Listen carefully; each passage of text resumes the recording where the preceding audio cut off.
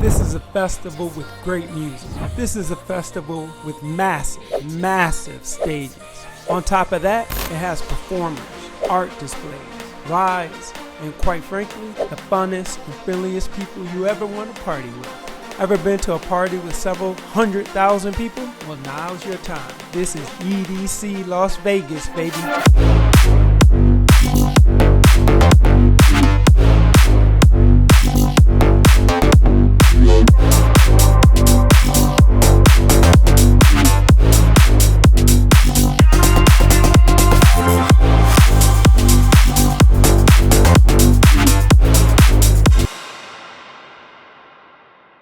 Welcome to Rashaady Travels the World, and I want to tell you about my experience at EDC Vegas. Now, I was doing a lot of research about different festivals around the world, and EDC kept coming up. And I love dance music, but I'm not really a raver. Matter of fact, this is the first rave I ever went to.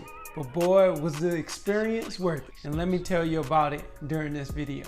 EDC stands for Electric Daisy Carnival. And the one in Vegas goes for 3 days, Friday, Saturday, and Sunday. And I paid for VIP for the experience, and it cost me about $900 once they added in the convenience fees. But with that being said, general admission costs about half of that, and you can really pay over time. They have what they call a layaway plan, so you can really separate it out and do it in installments. I think this is one of the best ways that you can enjoy the festival without paying one big chunk of money at a time.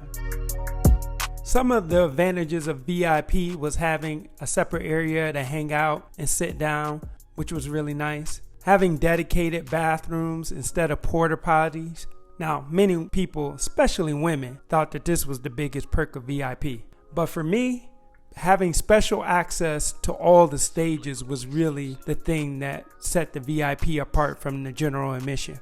All of the stages that were large had platforms and special areas where the VIP people could get to see the show, and you didn't have to fight among tens of thousands of people for a spot. This was especially helpful when you got to see some of the big artists like Zedd and Alesso. The stages and the views from there were often superior to the general admission. The hotel where I stayed was the SLS. It's at the very end of the strip. Now, normally I like to stay right in the middle of things, but I knew I was just going to be doing the festival there because the festival itself is like a marathon. It goes on for 3 days in a row, 7 p.m. to 5 a.m. Yep, that's right. 7 p.m. to 5 a.m. 3 days in a row. And for me, the hotel selection also had the advantage of being a little bit cheaper than the ones that are in the main part of the strip. And also it was close to the shuttle service that you needed to take to the festival. A lot of times women especially can be judgmental of other women and what they're wearing and be like, ooh, I know she ain't wear that. But here, yeah, she did wear that. And you know what? It's all good and it's all smiles and it's all friendly because the atmosphere there is one of acceptance and one of you being you and you doing what you want to do and wearing what you want to wear. As for me and what I was wearing, take a look at these fairly modest. It was my first time. I didn't want to go too crazy.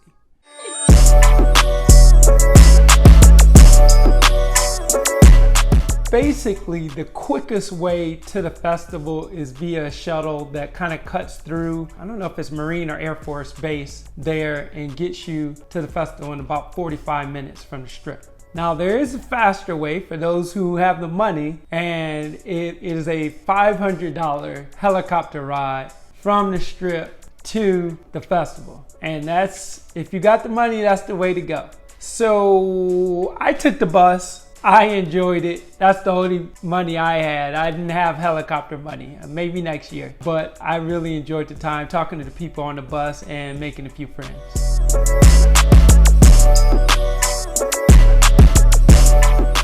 When I got to the Motor Speedway, I got there almost right when it opened. And quite honestly, the feeling was surreal. You get there and the music's boom, boom, boom, boom.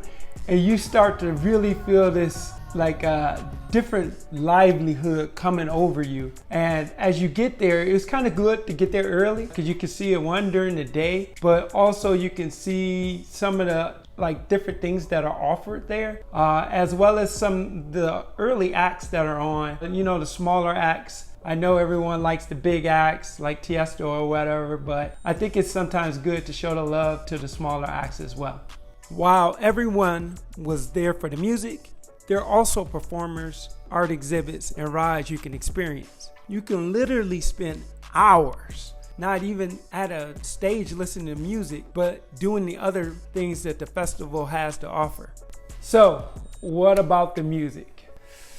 I wish I could play it for you, but I can't. Obviously, it's the artist's music and I don't want to play it and have my little YouTube video, have a video taken down because I played copyrighted music. But I can tell you this, there's so many good artists that you gotta make some hard decisions. I mean, a lot of times it's Alesso playing at the same time as Tiesto, and there's Dom Dollar, there's a whole bunch of people there. So a lot of times you really have to look at the schedule and figure out who you're gonna see, because sometimes you can't see all the artists you want to see at the same time. Some of my favorite artists that I saw were Zed, Tuvlo, Tin Liquor, Alesso. I wanted to see Tiesto, but there was a conflict and I wasn't able to see him. But what I want to know from you is, who are some of your favorite EDM artists that were either there, or if they weren't there, just let me know who they are.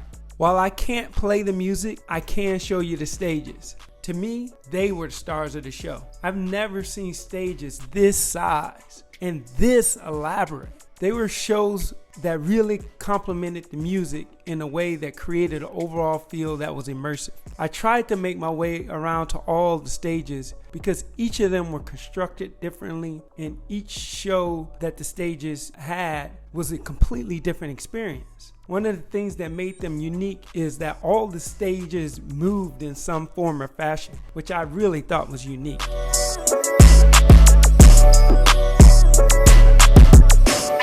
One of the things you see all over the place are these totems. They're either like these flags or some kind of stick with something on top of it. And they really have kind of two purposes. One is so that you can represent yourself or your group or whoever it may be in terms of it being, your state, your country, whatever represents you. Could be an alien, whatever it is that represents you, you can have a totem and it signifies you and your pod or your group. The other reason you have a totem is so people can find you. A lot of times, there's thousands and thousands of people. And so in order to find people, if you go to the bathroom and come back, is the person has the totem and it's up in the air and you have the ability to find them and see them from afar. It's a good way to keep your group together, and it's a good way to signify to others who you are and what you represent.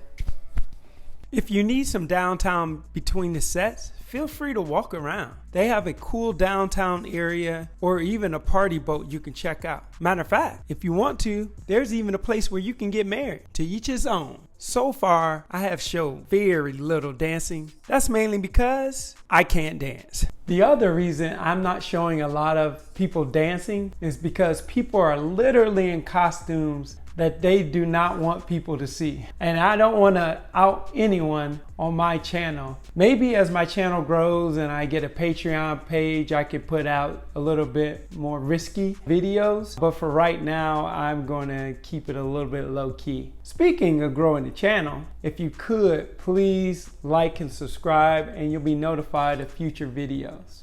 While I had a great time, I do have several things I wish I would do differently next time. I wish I would have spent more time, or at least some time, riding the rides. I also wish that I would have spent some time at the top of the grandstand seeing the fireworks. I was able to see the fireworks, but seeing them over the whole grounds, I think would have been way, way cooler.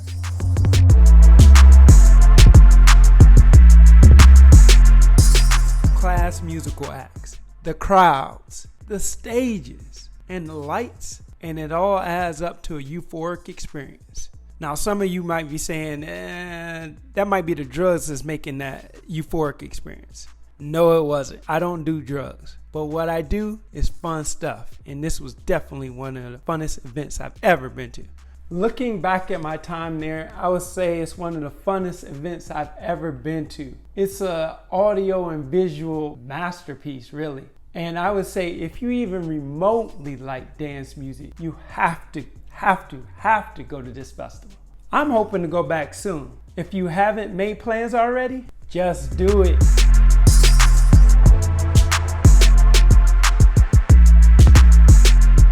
I'm Rashaady and I travel all over the world to different countries and to different festivals. Please click on one of the boxes below to check out one of my other videos. If you can, please like, subscribe as well. Take care. See you later.